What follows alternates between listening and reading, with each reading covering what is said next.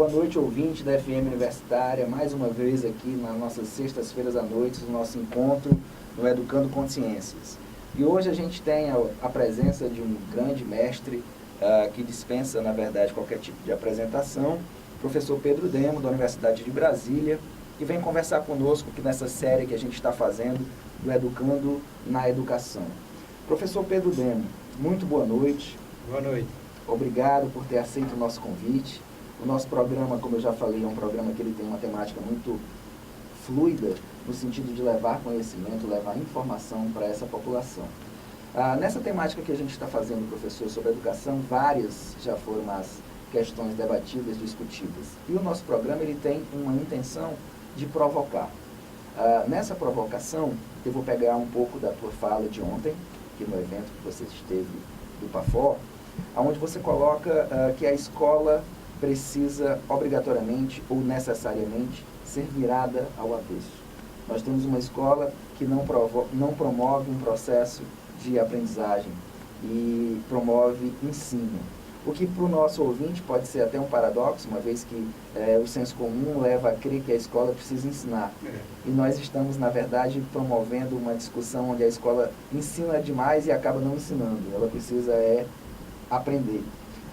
Como fazer isto na atual escola brasileira, com tantos paradoxos, tantos problemas? Boa noite. Boa noite. Olha, primeiro, seria bom lembrar que na última fornada do IDEB de 2013, nós recebemos uma ducha de água fria, no sentido de notar que nos anos finais do ensino fundamental e no ensino médio nós estamos em queda. Existe alguma luz nos anos iniciais, há um certo sentido de subida que é a área do pedagogo. Mas na área do licenciado, que é anos finais de ensino médio, nós estamos numa situação extremamente dramática, em especial no ensino médio. Então, para dar alguns índices do IDEB, que o Todos pela Educação, que é uma ONG que mexe nesses dados e produz todos perspectivas que eu acho muito interessante. Por exemplo, essa ONG trabalha a ideia do aprendizado adequado. O aprendizado adequado é aquela turma de estudantes que na escola consegue aprender alguma coisa. E os outros não têm aprendizado adequado. Os números são assim, psicodélicos, vamos dizer assim. Nos anos finais dá 16%. E no ensino médio dá 9%. Então a minha pergunta é, para que essa escola? É uma escola contra os estudantes. Agora, essas escolas todas têm ensino, têm todas as aulas, cada vez mais alta. Inventamos um 9º ano para nada também, porque não acrescentou absolutamente nada na vida dos estudantes. Então eu diria que é uma rota suicida, uma rota errada.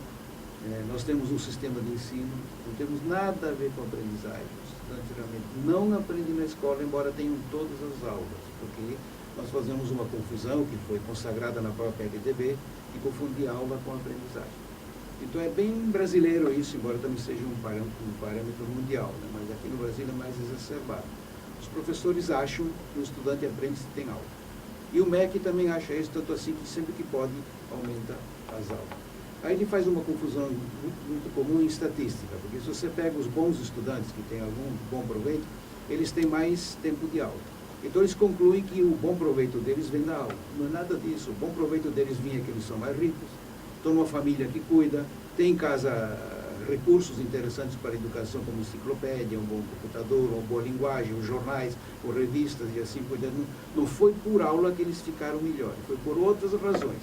Mas como essa perícia estatística é muito peregrina no Brasil, as pessoas não fazem, então, uma boa interpretação. Então, a minha conclusão é que o sistema que nós temos hoje não vale a pena, não tem nenhum sentido jogar 10% do orçamento em cima disso, porque é cavar na água, e nós temos que ir para uma aprendizagem. Quando eu falo de mudar a escola pelo avesso, é sair do sistema de ensino, entrar no sistema de aprendizagem. Então, qual é a minha proposta, pelo menos tentativa? Você tem que cuidar do professor. O professor não é a única pessoa importante na escola, evidentemente, não estou dizendo agora aqui que o professor é o único herói, porque vai acabar sendo culpado em vez de ficar herói, né? Mas ele tem um papel muito importante. E nas experiências que eu tenho feito, que são muitas pelo país, quando a gente mexe bem com o professor, a aprendizagem do estudante vem a galope. Interessante, embora seja tudo de longo prazo, mas O aluno aprende muito melhor com um professor que sabe aprender. Então, nós temos que inventar um professor que sabe aprender. E os dados dizem assim, veementemente, que o pedagogo aprende pouco e o licenciado não aprende nada. E vai para a escola dar aula. Aí não dá. Muito boa essa questão, professor, e eu vou fazer um gancho na tua fala, na verdade, alguns ganchos. Primeiro, eu acho que a gente precisa de fato desmistificar que o papel educacional é exclusivo da escola. Até pegando uma fala do Bourdieu, que eu gosto, sobre o capital cultural, na verdade eu acho que é isso. A educação hoje ela é reflexo de fato de um background cultural que você traz de casa, que você traz da família, que infelizmente na escola pública está afastada, há um apartamento do segmento familiar da escola pública, dentre outras coisas. E outra coisa que eu achei muito pertinente, muito relevante foi, você tocou num assunto da questão dos 10% do PIB, enfim. Para mim também, eu tenho essa percepção. Entretanto, várias reivindicações de professores e da sociedade civil de uma forma geral, coloca isso como se fosse o padrão ouro da coisa. Nós precisamos investir mais. Agora, essa é a minha pergunta. Investir mais naquilo que não funciona não é investimento, talvez seja desperdício. Outra questão que eu acho importante a gente colocar, ontem estávamos conversando com a professora Isabel, lá da USP, e fizemos uma referência a uma frase, a um livro do Frigoto, que é a insustentabilidade da escola sustentável. A produtividade da escola improdutiva. Exatamente, da escola improdutiva. É um belo livro. E aí, quer dizer, nós colocamos o seguinte, a escola, na verdade, ela é produtiva para o sistema do capital. Ela é improdutiva na percepção do que os parâmetros curriculares, por exemplo, colocam, do cidadão crítico, do cidadão reflexivo, do cidadão autônomo, independente. E aí, trazendo para uma temática do nosso programa, que, entre outras coisas, bate muito forte na questão da sustentabilidade, e talvez por isso eu tenha feito o trocadilho da escola produtiva para sustentável, eu quero saber justamente isso. Como é que a gente pode virar essa escola pelo avesso, em relação também a investimentos, também na formação de professores, para a gente tornar esse cidadão, de fato, sustentável no planeta. Só para a gente ter uma ideia de dados, os índices eles são importantes também, nós temos um cidadão hoje que passa 9 anos na escola, por exemplo, e não sai com a percepção de que o uso de 66 sacolas plásticas por dia é insustentável para o planeta.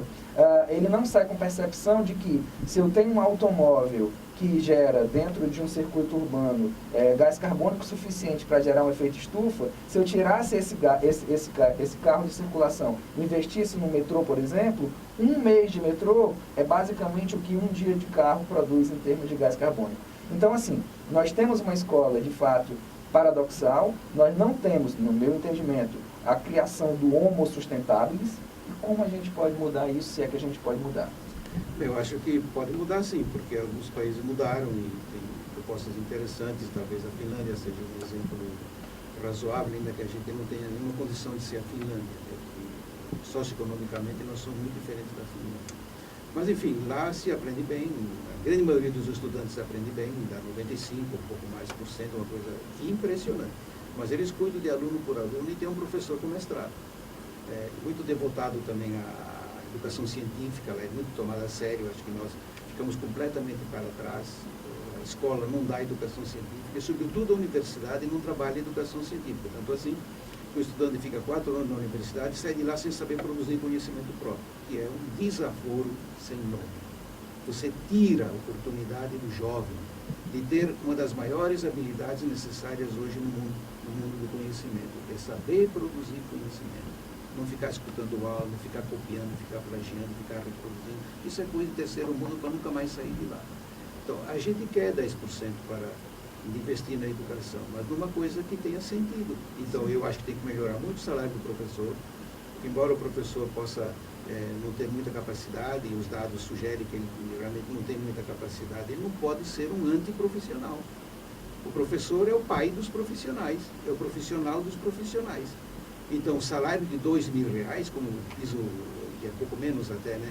O piso nacional sugere para 40 horas de trabalho por semana, é uma indignidade, é uma infâmia, isso não existe. E que, diga as passagens, nem pago às vezes não é. Né? Poxa, é uma coisa inacreditável. Quer dizer, o país tem que cair de joelhos e rezar e arrumar isso aí. Não tem sentido isso aí. Agora também não adianta ter só salário. Sim. Porque, por exemplo, o Distrito Federal ganha o professor em média no Distrito Federal ganha 3 vezes mais comparado com o professor do Piauí. mas ele não tem um desempenho 3 vezes melhor nem de longe. Então precisa o outro lado, formar bem. E aí nós vamos bater na universidade. A universidade é uma grande vilã, infelizmente, porque é ela que inventa os nossos professores. Então, claro que ela também não trabalha sozinha. Por exemplo, conseguir que um jovem faça matemática é muita fé. Para ganhar R$2.000, só se ele não souber matemática. Porque se ele fizer algum cálculo, vai ver que não faz nenhum sentido. Entendeu? É verdade. E também o Mercadante, quando era ministro, inventou um programa, eu quero ser pesquisador, quero ser professor, porque ele via os dados, nem 20% dos professores de física tem curso de física no Brasil, né? Aí ofereceu uma bolsa de R$250. O pessoal até brincou, acho que ele confundiu com o Bolsa Família.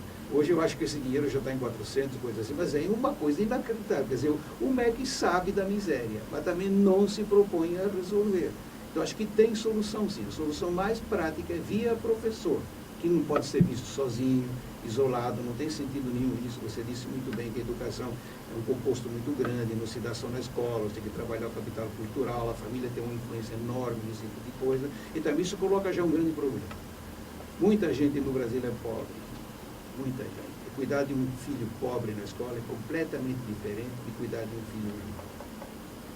Então, lembrando Paulo Freire, que eu escutei isso, ele conversando com o Darcy Ribeiro no tempo do CIEP, lá no Rio de Janeiro, ele dizia assim, se você realmente tem interesse em que o pobre se emancipe, primeiro, não pode dar para ele uma coisa pobre. Não tem sentido. Segundo, você não pode nem dar a mesma escola, porque ela não tira o atraso. Tem que dar uma escola muito melhor, que eles achavam, ele e o Darcy Ribeiro, escola de tempo integral. E hoje virou escola integral. Mas que também não evoluiu bem, porque também não conseguimos trabalhar o professor. O mesmo professor faz a mesma escola. Você precisa mudar o professor. Até porque, né, professor, pegando não a fala do Darcy, mas o mote do Darcy, eu gosto muito do Suassuna. E o Ariano Suassuna, ele falava algo muito interessante naquela linguagem dele, nordestina, popular e brilhante, que o povo, na verdade, acha que o cachorro gosta de osso porque não deu filé mignon para o cachorro. Porque dado o momento que ele experimente do filé mignon, ele vai rejeitar aquele prato de osso. Então é mais ou menos isso. Eu acho que nós precisamos oferecer mais filé para a nossa juventude. Mas não só isso, porque quando eu observo, por exemplo, essa questão da geração Y, e aqui eu tenho o prazer de conviver com essa geração Y, a nossa locutora Elana Marta, nosso produtor Douglas Gomes, a Jéssica Lubani, o Valfran, são pessoas jovens e isso refresca também o nosso ambiente.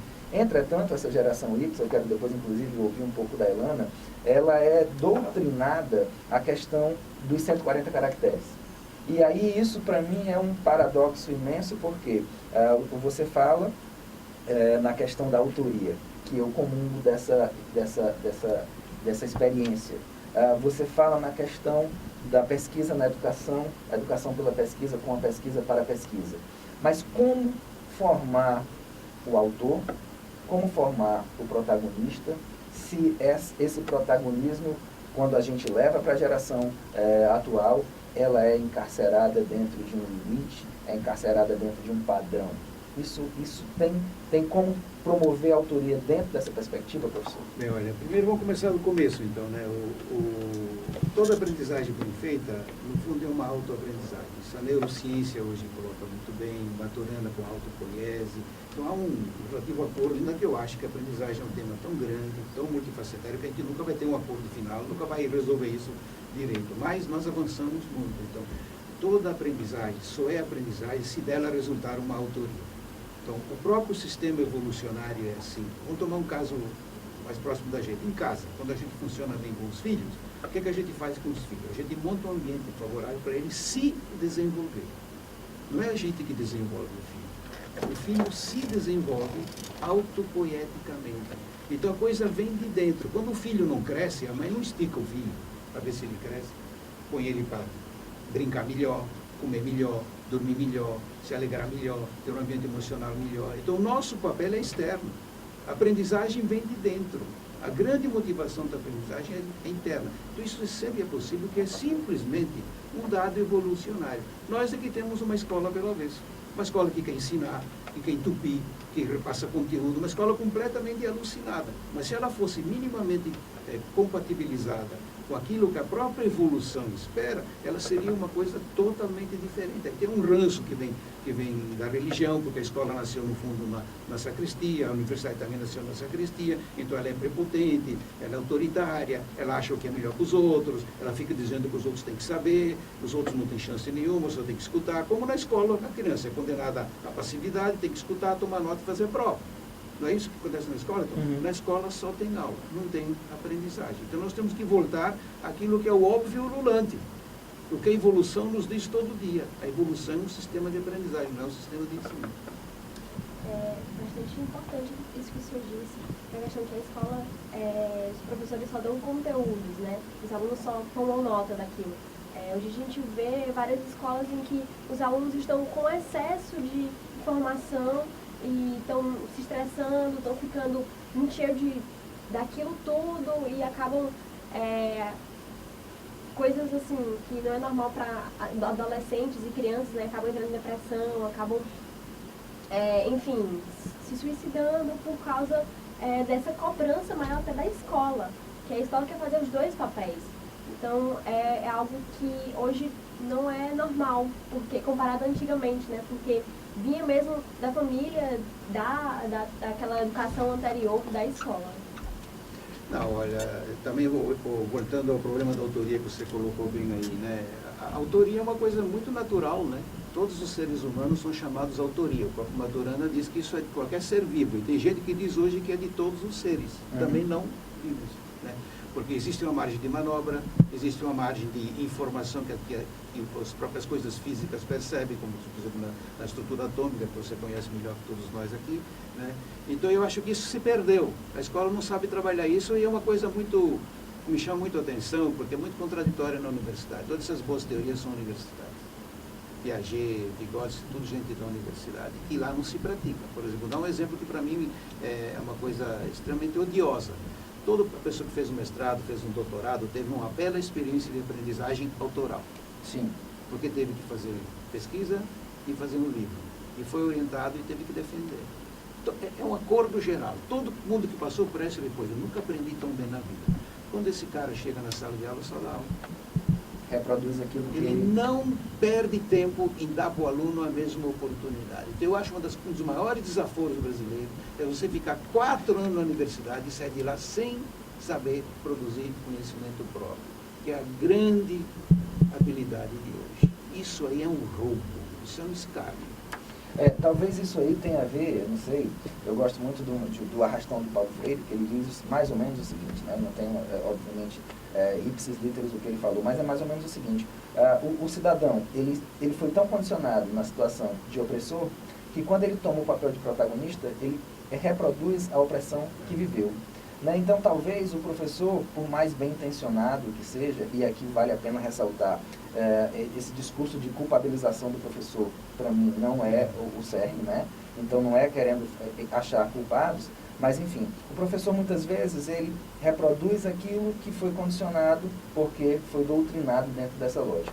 Nessa perspectiva, professor, é preciso também que o Estado, vamos assim dizer, que políticas mais efetivas sejam direcionadas nesse sentido. Afinal, o país que nós vivemos é um país continental. Assim como a Finlândia também tem uma extensão considerável, nós vivemos isso. E aí precisamos contextualizar, precisamos trazer para o cotidiano, mas muitas vezes esse cotidiano esse cotidiano é diverso. Então, como é que a gente faz isso? Pegando, por exemplo, a mídia, que é aqui representada por nossos produtores, bolsistas e alunos e colegas. A mídia, ela talvez tivesse essa intenção, ela talvez tenha essa intenção, melhor dizendo, mas também é condicionada a uma grade, assim como o currículo é uma grade, a programação também é uma grade. Aí eu me pergunto, como tornar a coisa mais fluida? As tecnologias talvez tragam essa possibilidade, mas a gente também não pode ficar refém do computador, como a gente estava conversando em off. A gente precisa ser protagonista também dessa esfera comunicativa. Aí eu deixo aqui essa provocação, tanto para a minha jornalista, como para o meu professor. Como é que a gente pode fazer essa interseção da autoria, da independência e do gradeamento que também existe? Bem, olha, a A questão do computador, primeiro eu queria dizer, é uma questão de extrema ambiguidade, né? Não existe uma linha só para cá nem para lá. Você pode fazer com o computador muitas coisas, até coisas boas, né? Mas, por exemplo, houve um movimento da Web 2.0 que gerou muita expectativa, porque era a geração de conteúdo próprio e tal. Agora já foi tudo conspurcado com as redes sociais, tipo Facebook e tal, né? Porque lá se explora o trabalho gratuito dos outros violentamente, de uma maneira execrável, né? Então, muita coisa foi por água abaixo, mas ficou uma cunha interessante, que a gente vê melhor em dois casos, eu acho. Primeiro na Wikipédia e depois nos videogames sérios, né? Na Wikipédia você tem um clube de autores. Lá você só pode sobreviver se produzir. E tem regra científica interessante, então é um lugar onde se faz ciência, se faz o que eles chamam de ciência aberta, que não substitui, talvez até nem rivalize com a ciência muito séria, aquela pesadona tipo Einstein, que não dá para fazer na Wikipédia, evidentemente, né? Mas é uma ciência aberta onde um amador pode participar, desde que siga algumas regras científicas. Eu acho isso perfeitamente decente, importante, foi uma democratização da ciência, então eu curto muito a Wikipédia, embora reconheça que ela tenha 1000 outros problemas.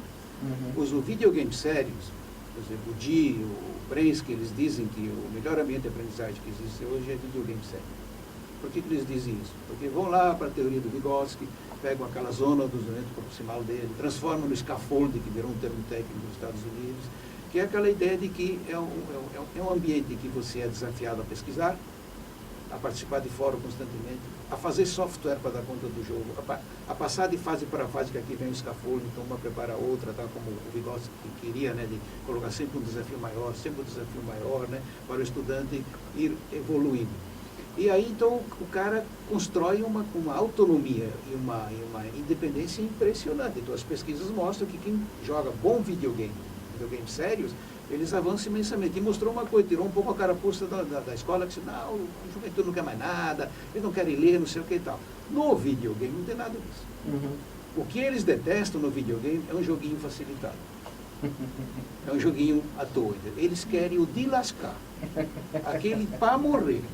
Isso que eles curtem. Vão atrás, demoram um mês para resolver a coisa, né? Então a gente vê que eles se motivam sim. Agora, não conseguem se motivar com essa escola. Mas valha-me Deus, como é que dá para se motivar com essa escola? Então eu acho que aí tem muita coisa. Agora, a argumentação mais bonita que eu acho nisso, nem é essa, é a argumentação dos pioneiros do computador. Eu vou citar um aqui que é mais badalado, o Kay, da década de 70, em que ele trabalhou muito a montagem, a configuração do computador para ele ser autoral. Então, a ideia que ele tinha é de que todo cidadão precisa ser programador. Porque o programador faz o computador falar. E quem não é programador fala pelo computador. Aí fica um papagaio orientado pelo computador. Ele queria o contrário. Isso foi desaparecendo, isso não vingou direito, entendeu? Eu estava até dizendo para você em off aí, né, o iPad, por exemplo, que é uma maquininha que todo mundo tem, gosta, adora, a criançada vive atrás. O iPad nem editor de texto tem. Ele é feito só para consumir. O iPad tem realmente um lado muito imbecilizante, que é tudo contra essa ideia deles lá, que nós temos que recobrar hoje em dia. Eu aposto muito no computador, até por uma questão pragmática. Nós não vamos sair do computador, não dá para sair disso. Nós temos que fazer bem. Então temos que enfrentar o computador e fazer dele uma instrumentação autoral, que é bem possível. Claro que o computador não aprende por nós, não lê por nós, isso é um grande besterol, não substitui o professor, não facilita a vida, né? Mas ele pode te dar um ambiente autoral extremamente interessante, como é na Wikipédia. Você ser chamado a produzir conhecimento próprio, usar o web para pesquisar, e não para copiar, para colar, para sacanear e outras coisas assim. Eu concordo com o senhor, professor, porque o Wikipédia tem ajudado, assim, apesar dos seus inúmeros defeitos, tem ajudado bastante. Não só os alunos que vão lá para pesquisar e tudo, mas para as pessoas mesmo que vão lá e acabam não escrevem nada e acabam produzindo, né? Incita as pessoas a produzir. A questão dos jogos, eu digo, como uma pessoa que gosta também de videogame, de computador, de estar online sempre, essa questão da gente estar sempre jogando e buscando jogos que de estratégia, jogos que vão ajudar a gente a pensar, é muito legal. As pessoas, eu vejo muitos programadores fazendo também jogos que fazem a garotada pensar, que vão botar elas para pensar acerca do meio ambiente. Como o SimCity, você chegou a ver o SimCity? Então, você vê, é um desafio puramente intelectual, né?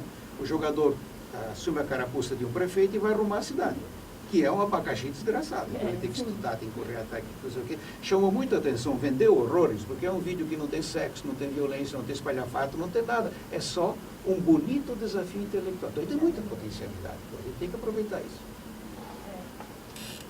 E o que a gente precisa aproveitar também é o tempo, porque o tempo não é reciclável, né? É um jargão do nosso programa, professor, aqui o tempo infelizmente não é reciclável. Por conta disso, apesar de estar maravilhoso o nosso bate-papo, nós temos que nos despedir do nosso ouvinte, do nosso, como é que a gente pode chamar? Um telespectador do YouTube, né? Enfim, nos despedir. Um telespectador próximo. Pronto, Enfim, professor, agradeço demais você estar aqui, foi muito bacana. Você que, como eu falei no início do programa, dispensa apresentações, mas não por conta desse pieguismo acadêmico, que eu nem gosto, para falar a verdade, mas por conta de fato das contribuições que traz e que sempre trouxe e que eu espero ainda traga durante muito tempo. Então eu queria que, em linhas gerais, o tempo está de fato acabando, a gente deixasse uma mensagem para esse nosso ouvinte, para esse nosso telespectador próximo e distante, e um bom retorno para Brasília. Muito obrigado pelo convite e vamos deixar aqui uma mensagem final para o nosso companheiro que é a comunidade. Olha, eu quero agradecer a oportunidade e se eu pudesse fazer um pedido, né, vamos cuidar dos nossos professores, porque o Brasil ainda não fez isso. Nós estamos devendo tudo aos professores, não é à toa então que uma parte dos estados está em greve, está difícil de arrumar, porque dificilmente uma greve de professor é injusta. As condições de trabalho deles são escabrosas. Então nós precisamos arrumar isso. Não há país que arrume a educação sem arrumar o professor. Então também não é só salário, é preciso também voltar à universidade e arguir a pedagogia que a universidade propõe, o licenciado que a universidade propõe. É uma vergonha. Temos que arrumar isso. Para a gente também finalizar, antes de você falar, Ilana, fica aqui aquela nossa mensagem também quase que clichê, que do nosso grande Eduardo Galeano mesmo, onde as pequenas ações feitas por pequenas pessoas podem de fato mudar o mundo. E eu encaro que de fato o Educando Consciências é uma pequena ação, porque diante da imensidão que a gente vive, é apenas uma intenção, mas que ele possa provocar nos corações, nas mentes, e que nós façamos, assim como o Galeano também disse, histórias, porque um povo é aquele que tem história. Agradecer ao professor pela presença, pela conversa bacana que a gente teve aqui. E nosso programa está de portas abertas, né? Sempre que você também quiser divulgar alguma coisa, falar alguma coisa, nós também sempre vamos receber isso aqui também. E é isso. Acompanhe-nos no nosso Facebook. Essa parte não é minha, é sua. Nosso programa fica por aqui. Até a próxima sexta-feira. Acompanhe nosso programa também pelo Twitter, pelo Facebook e pelo nosso canal do YouTube. E é isso, a gente fica por aqui. Até a próxima semana. Tchau, tchau.